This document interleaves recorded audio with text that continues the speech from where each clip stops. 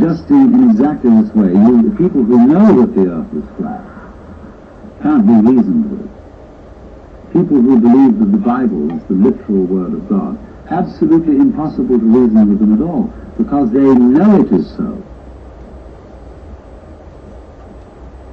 So in the same way, we tend to know that we're all separate poor little me, and that we're in need of salvation or something. And we know this is so. And so somebody says, well, you're not really that. You know that that feeling of separateness is an illusion. Well, it's all very nice in theory, but I don't feel it.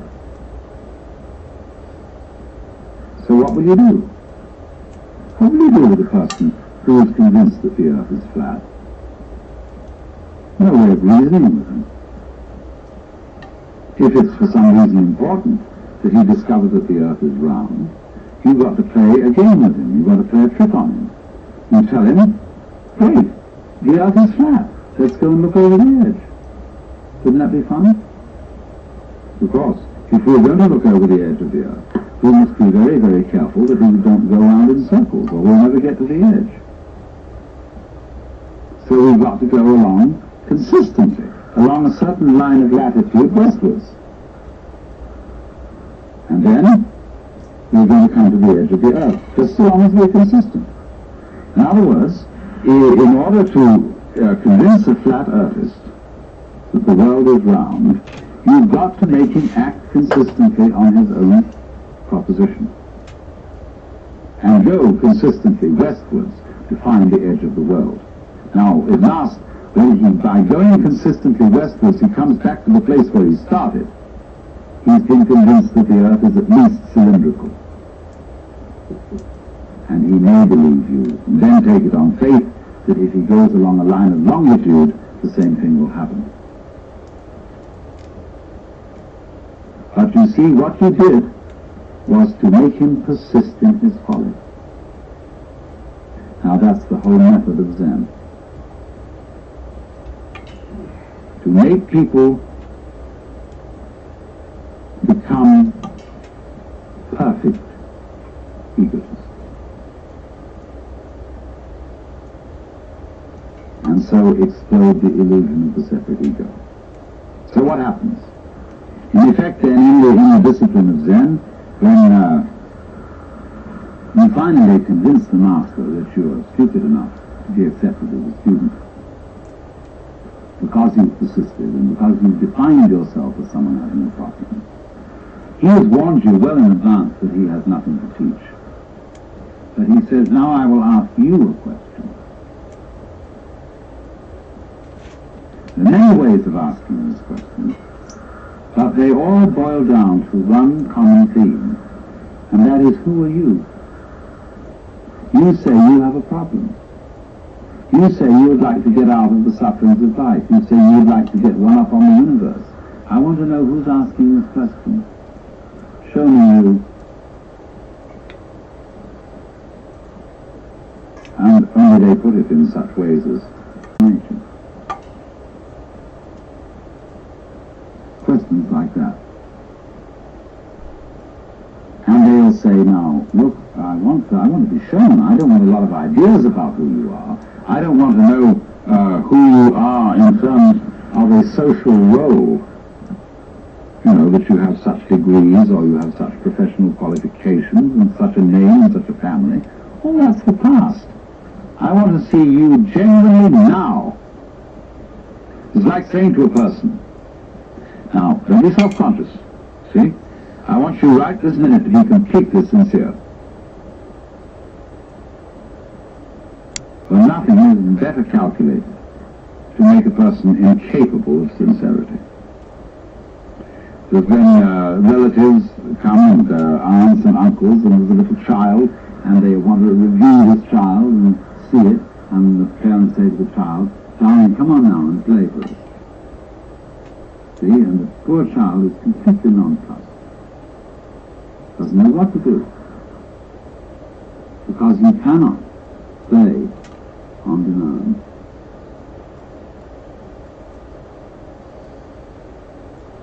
Now what is the Zen teacher doing in saying to a person, you must answer this question by coming before me in fact, a rather formal situation. The kind of context in which a Zen master interviews his student is very formal. And there he sits, a sort of enthroned tiger.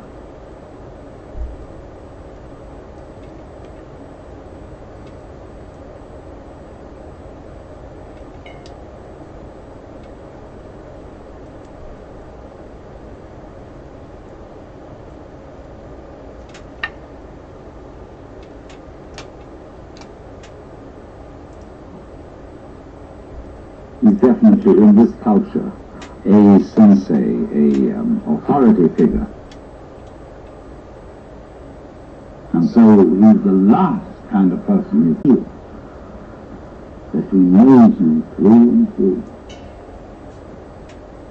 And that, do you know, ever read that story of one fight, about a man who has a fight with a bear? The bear is a man who conquer the bear, unless he makes a move which he doesn't think about first. How will you do that? Now you get the same feeling with relationship to a Zen master. You feel that he is absolutely aware of everything phony about you. That he reads you like a book. But that you can't find a way of being not phony. Think about this a little. You see, it's, we can arrange a group session, and this is a little game that's being played by lots of people, a kind of psychotherapy. We can arrange a group session in which the gimmick is this, that when anybody says anything or does anything, the group or some section of the group challenges its sincerity. And says, why are you coming on so strong? Are you trying to dominate us? And you see, anything that you do can be interpreted in that way. Because the moment a group of people starts making comments on its own behavior, it is setting up a situation within the group which is analogous, say in a TV studio, to turning the camera on the monitor.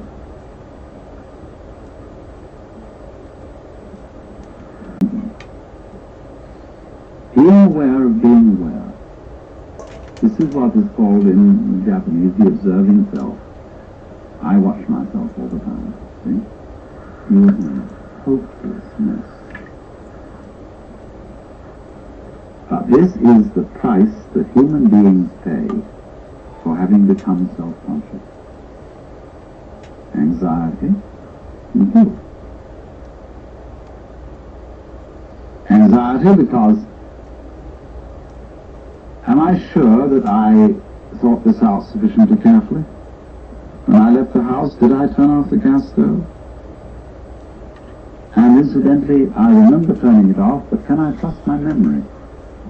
I begin to think about memory now, and I wonder if I can trust it. Maybe I better go back and look.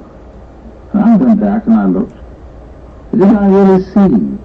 I'm thinking about my sight, and whether this is quite authentic. Did I look properly? Because you know how the unconscious can alter your senses. And so I better go and look again.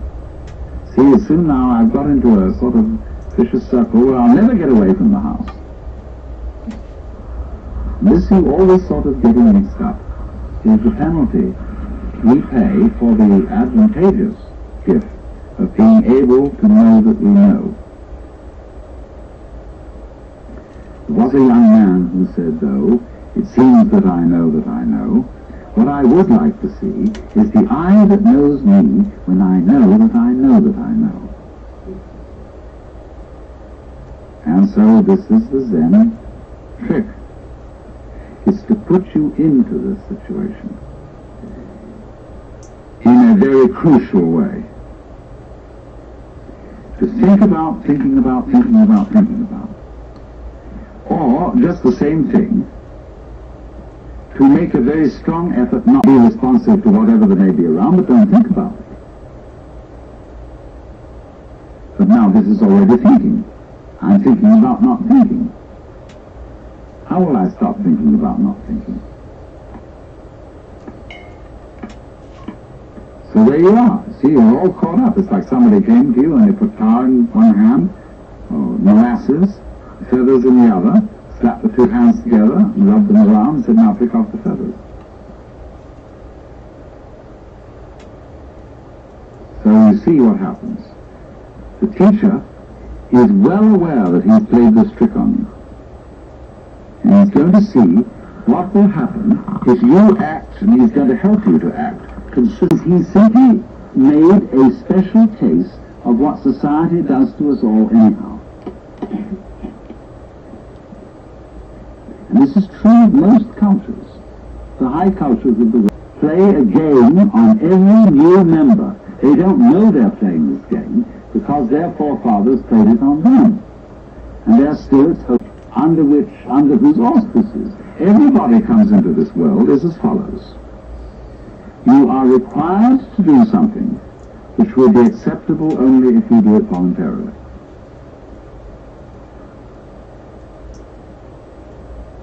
You must love me. You must go to sleep. You must be natural. You must be free. Listen to that. You must be free. Now what happens, you see?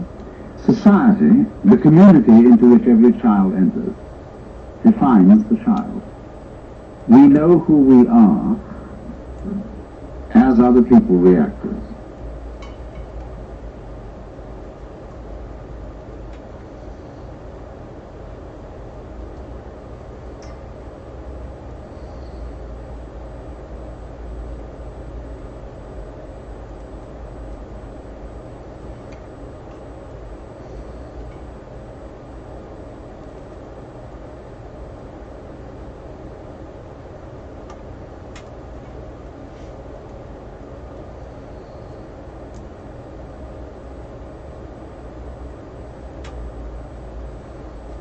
So the other people say to us, you're an independent agent.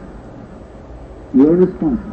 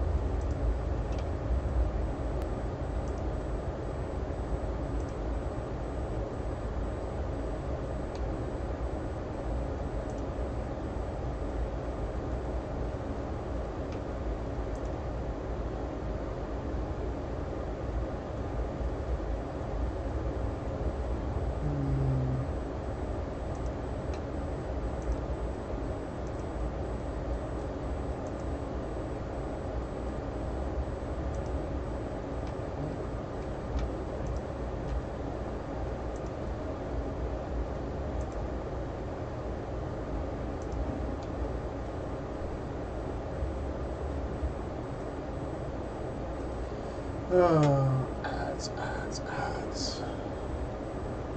Don't like you.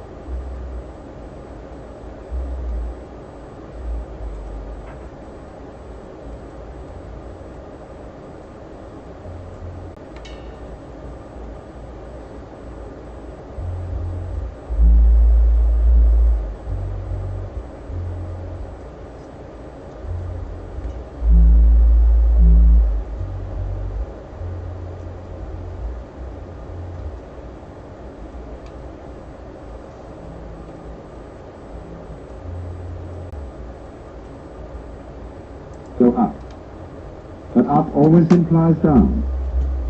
So while you're trying to get better and better and better, that means that when you get to the best, you can only go on to the worst. And so you go round and round and round, ever chasing the illusion that there is something outside yourself, outside your here and now, to be attained that will make things better.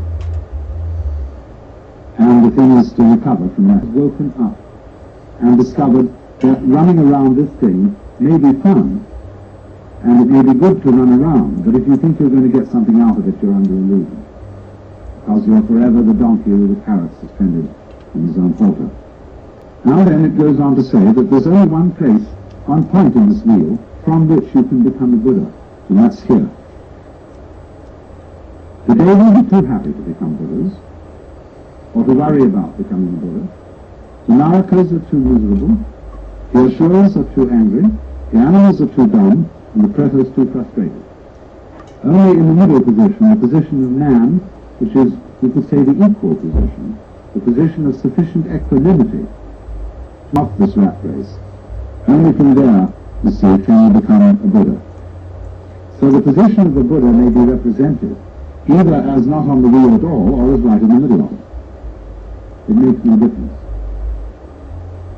And so he is just as in a way the axle point, the still point of the turning world, is, to use T.S. Eliot's phrase, is the unview of the world.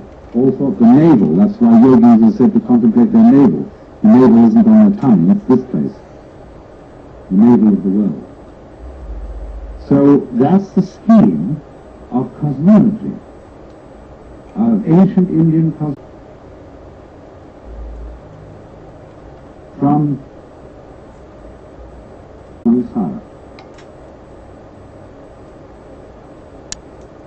That is, from the thought that there is something to get out of life, that tomorrow will bring it to you, that in the course of time it will be all right. And therefore one is set pursuing time, as if you were trying to quench your thirst by drinking salt water. Now, I can exemplify this a little more strongly by relating Buddhism to the social system in which it arose. A Buddhist monk is sometimes called a shramana. S-R-A-M-A-N-A, shramana. This is closely allied to the word shaman. And a shaman is the holy man in a culture that is still hunting. It isn't settled, it isn't agrarian. There is a very strong and important difference between the shaman and the priest. A priest receives his ordination from his superiors. He receives something from a tradition which is handed down. A shaman doesn't. He receives his enlightenment by going off into the forest by himself, to be completely alone. A shaman is a man, in other words, who has undergone solitariness. He's gone away into the forest to find out who he really is, because it's very difficult to find that out while you're with other people. And the reason is that other people are busy all the time telling you who you are. The laws they impose on you, by the behavior ruts they set on you, by the things they tell you, by the fact that they always call you by your name, to find out who you are before your father and mother conceived you. Who you really are, you almost have to go off by yourself. You go into the forest and stop talking, even stop thinking words, and be absolutely alone. Listen to the great silences.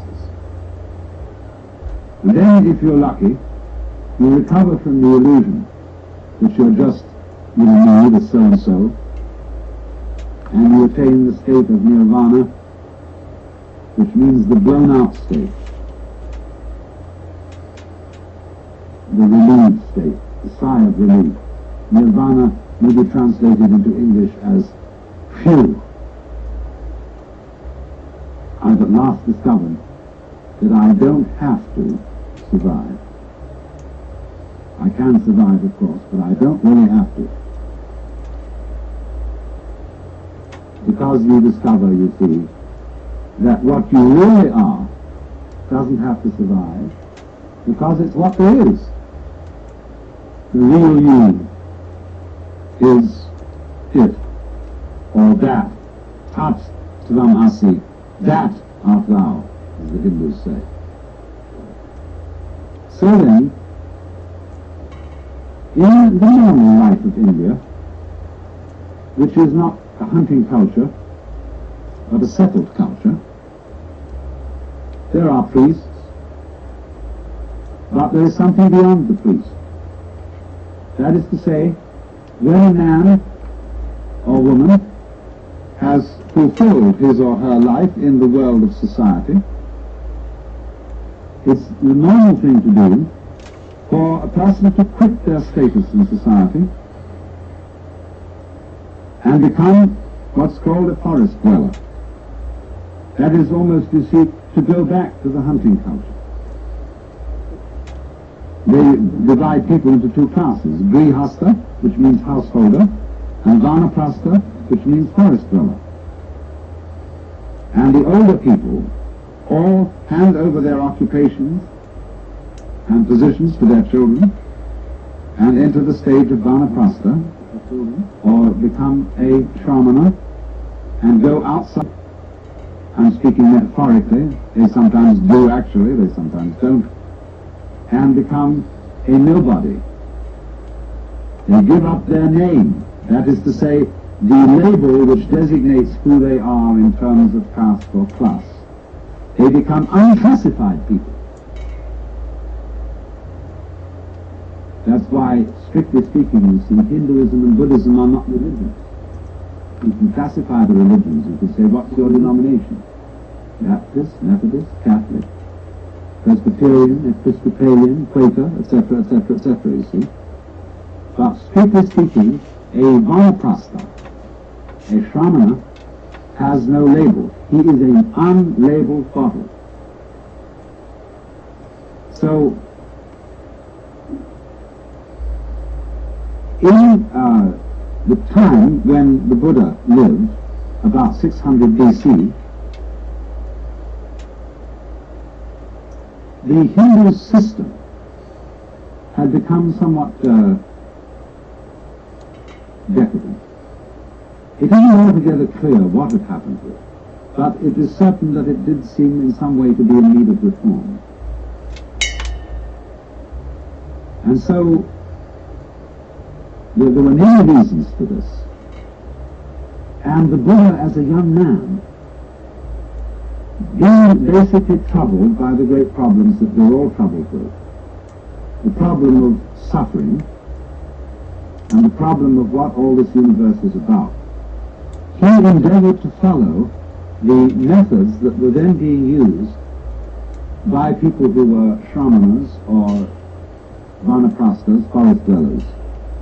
And at that time it's very apparent that the main method that these people were using was an ascetic discipline. Starvation, very arduous meditation practices, probably self-flagellation and things of that kind. And it's said that for 7 years he practiced these austerities. But he found out that they didn't lead to liberation. And all the people who were practicing them knew they didn't either. But they felt that that was only because they weren't doing it hard enough. And so he propounded instead the middle way. The way that led to liberation from the rat race that I've drawn here, neither through austerities nor through pleasure-seeking. See, these are the two ways, the two paths. The people who say the whole point of life is to enjoy in the pursuit of pleasure. The girl that was so beautiful eventually fell apart, or was turned into a shrew. and whatever it was. And so they said, instead, let us torment ourselves. A lot of people enjoy this, or get something special out of it. I was in Mexico this summer, and what I went there for was to study Mexican Catholicism. Now, they make a great cult of suffering. And I was very puzzled about this and wanted to understand it. And everywhere, you know, they have these ghastly, tormented Christs, all drooling with blood, hanging on crosses in very contorted positions. And I realized there are certain people who find that sitting on the tip of a spike is the realest place in the world. Because when you're on the tip of a spike, you know you're there. There's no doubt about it. And also you know that you're expiating for everything. This, somehow by sitting on the spike, you are paying for your guilt. And so long as you hurt, you're all right. See? So these shamans were doing something of the same kind. And the Buddha became enlightened. Became a Buddha. He woke up. At the moment when he gave up that kind of quest, the moment he gave up, as we should say, trying to take the kingdom of heaven by storm.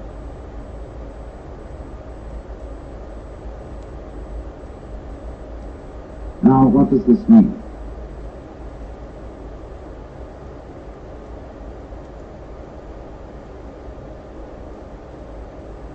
It means that in his time, the way of liberation had become competitive, which meant it was on the wrong track. There are a lot of people who we call it the holier-than-thou attitude. But we find it today with some objectionable Westerners who go over to Japan to study Zen Buddhism and then come home and brag about the great disciplines they've undergone and say, I sat with my legs crossed in one position for 10 hours as distinct from somebody else who only sat for 5. And always there's this tendency, you know, to have a marathon and the thing you can get by asceticism is to get up to the Deva world. You can't get anywhere else by it. You may get down to the Naraka world by asceticism too. Read the story Thais by Anatole France. So, you find, you see, that the real path, the middle way, the meaning of the middle way is that it's the path that can't be followed. Because to get you onto the middle way, I have to get into a double, you see, and you say to me, because after all it's always the student that raises the problem, not the teacher, you say, well now what's the right thing to do? I say back to you, why are you looking for the right thing to do? And then you have to consider your situation, where you are. And you say, well, I'm looking for the right thing to do because I feel that I'm in the wrong situation. I don't have peace of mind. Why do you want peace of mind? Because my mind is disturbed.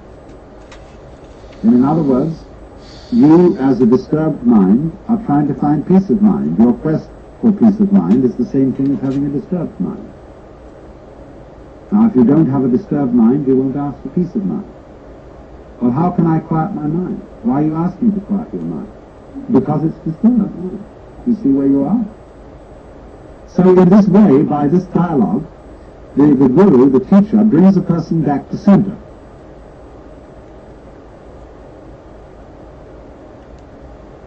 So then this is the point. All Buddhist teaching is a dialogue. Really and truly goes out and leaves society and becomes a monk is a little bit too much. Buddhism involves this act as a preliminary gesture. But what it comes to, in the end, is the position of what's called a bodhisattva.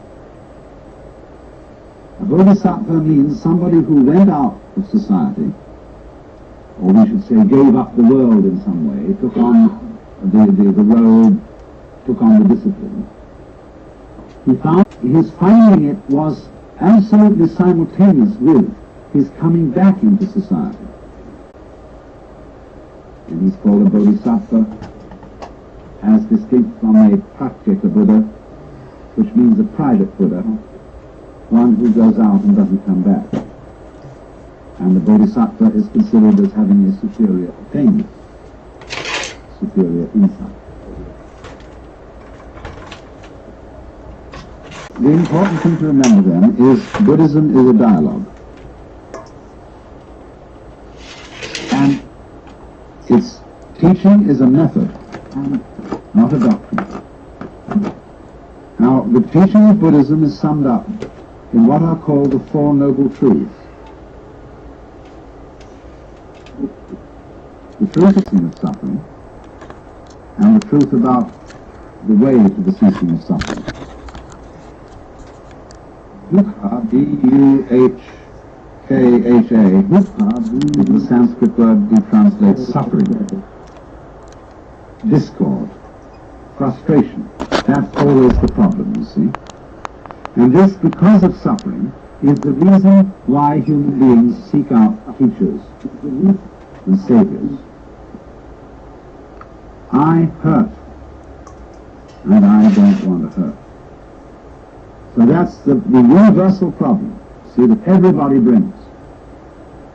So then the teacher replies to this problem by saying, you suffer because you crave things. Krishna, T-R-I-S-H-N-A, from which we get our word thirst. Krishna, craving or desire, is the cause. The world is dukkha, it's full of frustration, and it's also characterized by impermanence, anicca, and by non-entityness, anatman. That means that no thing exists independently. Everything is a thing only in relation to everything else. Therefore there are no separate things, no real selves, or souls, or egos. And trying to change the world, which is necessarily changing, trying to have a separate self, and to protect it, all these things are Krishna. They are the cause of dukkha. So, the teacher, having said this, then the student comes back and says, well, how do I get rid of Krishna? If Krishna, desire, is the cause of suffering, couldn't I get rid of desire so as not to suffer? And the teacher says, well, you try. And this then is the first part of the discipline, to try not to desire, to calm your mind, to practice centering, to practice getting rid of all what they call klesha, K-L-E-S-A, passions, immoderate appetites, and come to upeksha, or equanimity of mind. And so the student practices that. And this is a very difficult and arduous discipline. And all the time he sees the teacher watching him with a slightly sour expression on his face.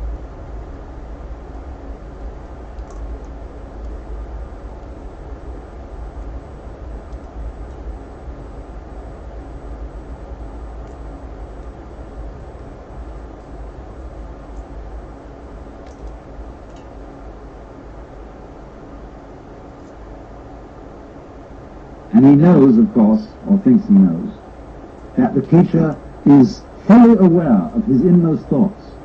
Because, you know, it's the Indian way. They go to meeting with the teacher, and the teacher sits under a tree and smokes. Sometimes the teacher meditates. And they can see him occasionally looking at them like this, you know.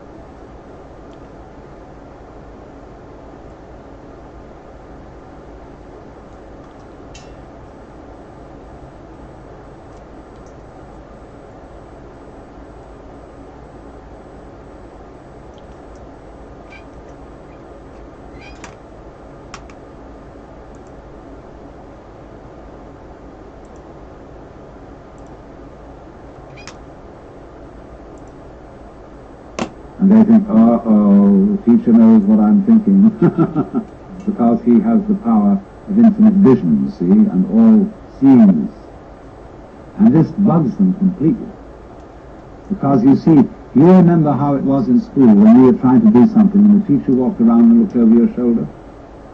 It puts you off completely. And so the Hindu teachers suffer. Aren't you still desiring to stop desire? Or the students may very well find that out for themselves. And they say to the teacher, but how are you to stop desire when you're desiring to stop desire? So then the teacher can engage them in an extremely marvelous trap. Which is to say, that he can play it in a number of different directions. One direction is to say, well, don't try to stop all desire, but try to stop as much desire as you can stop.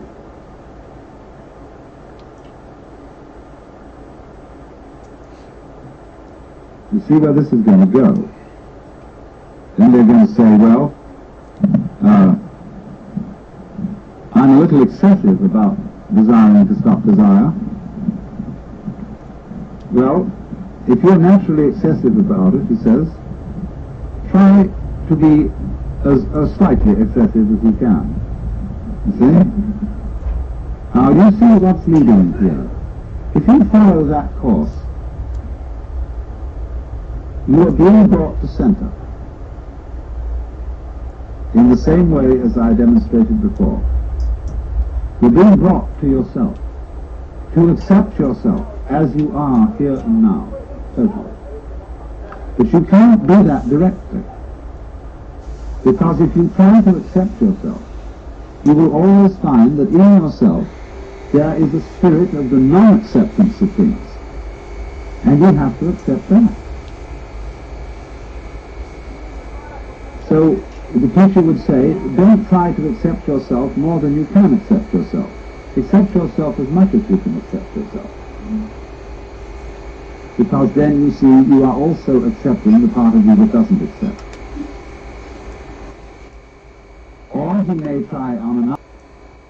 All right, now, if you've seen that it's that desiring not to desire is simply another form of desire.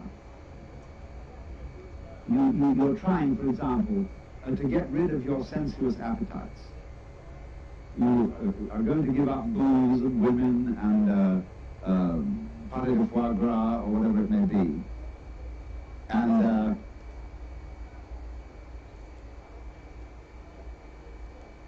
you then think, well now, yes, this I must do. And eventually you find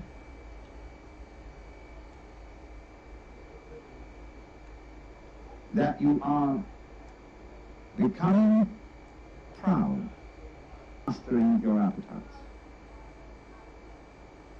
And you're beginning to depend on that. So the teacher says, do you see you're in the same trap as you always were?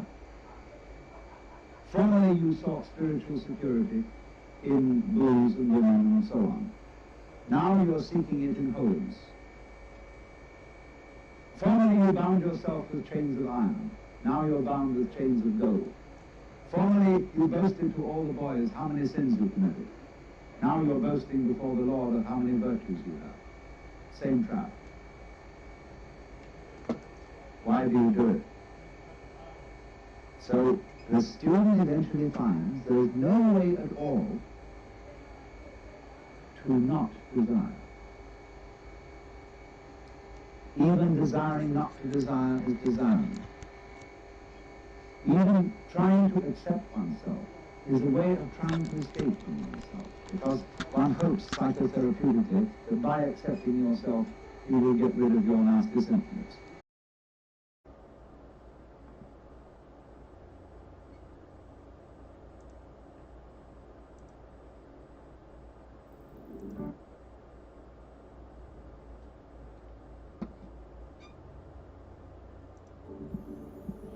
Special finishing.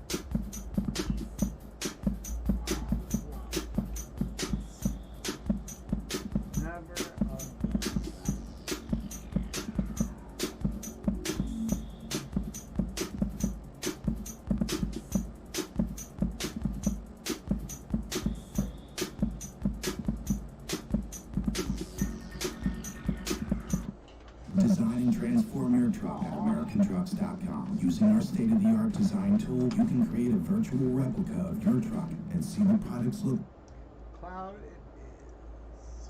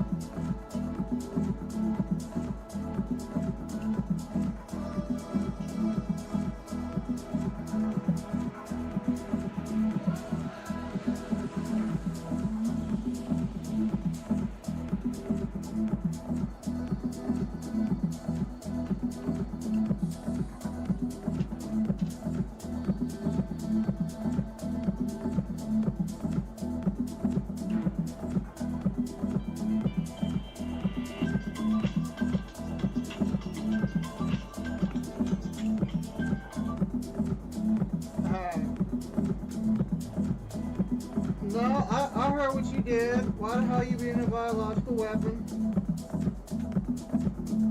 I heard you going and run away, taking off work.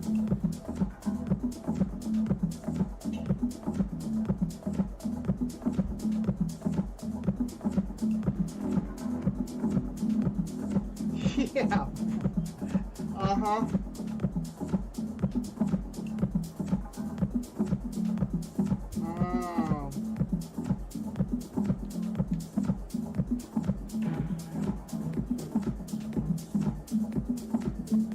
Well, of course, that's our ride.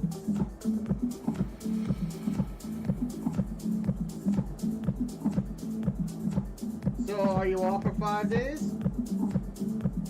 How long you off?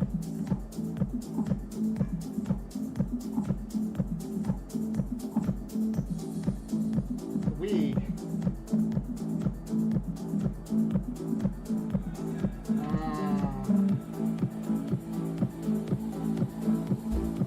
Yeah, I already talked to him. I need the auger. So I'm gonna see if I can get the auger off of him. Well, I mean, if he puts the key down, no way I can get it. That's good.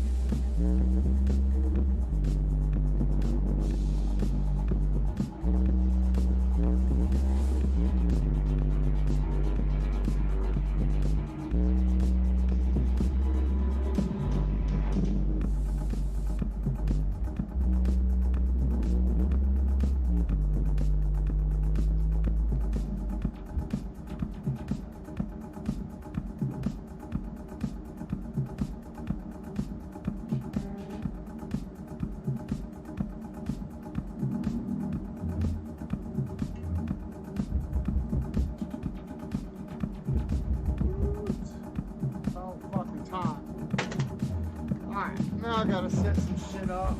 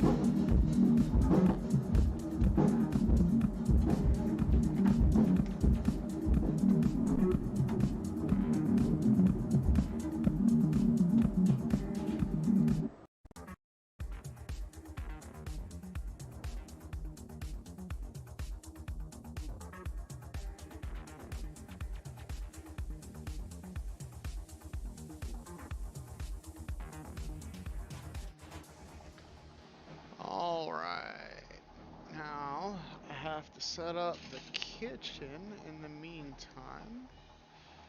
So we're gonna go to a small intermission while I roll my cart out and set up the kitchen. Dun, dun, dun, dun, dun, dun, dun.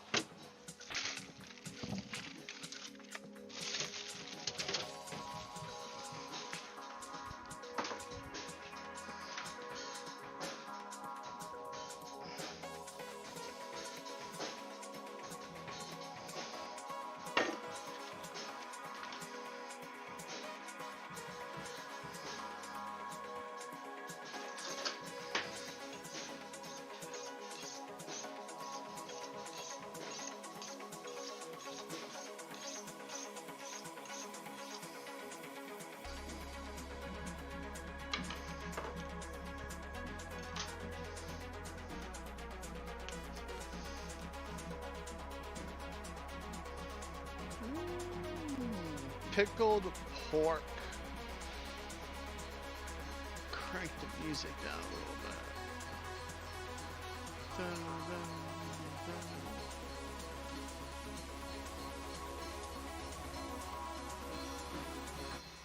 Just so you can hear me. So what I'm doing is breaking down pickled pork. I haven't cooked fava beans dehydrated yet, so this is gonna technically be an experiment.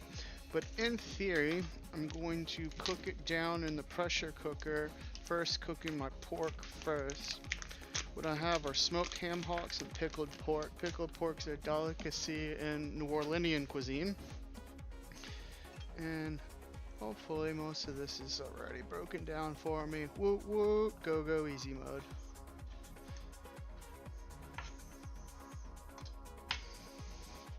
But we're going to want to make those in manageable pieces so there can be nice and bite size.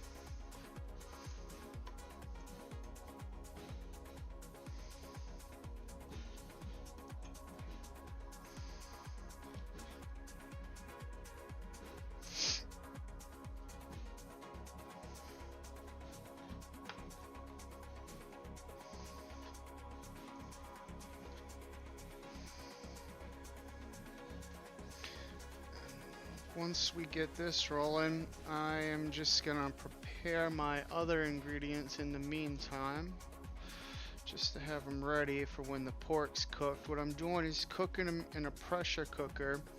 First, I'm gonna break down my protein a bit.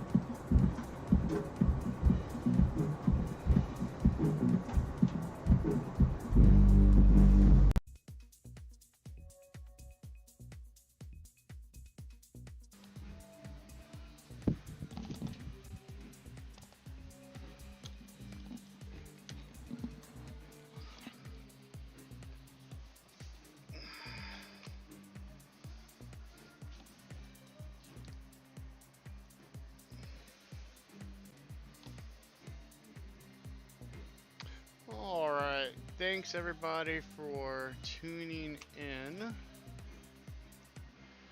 I actually have to be semi-productive and go handle some things. Alright, well, I will hopefully see y'all on the next round. Y'all have a good one.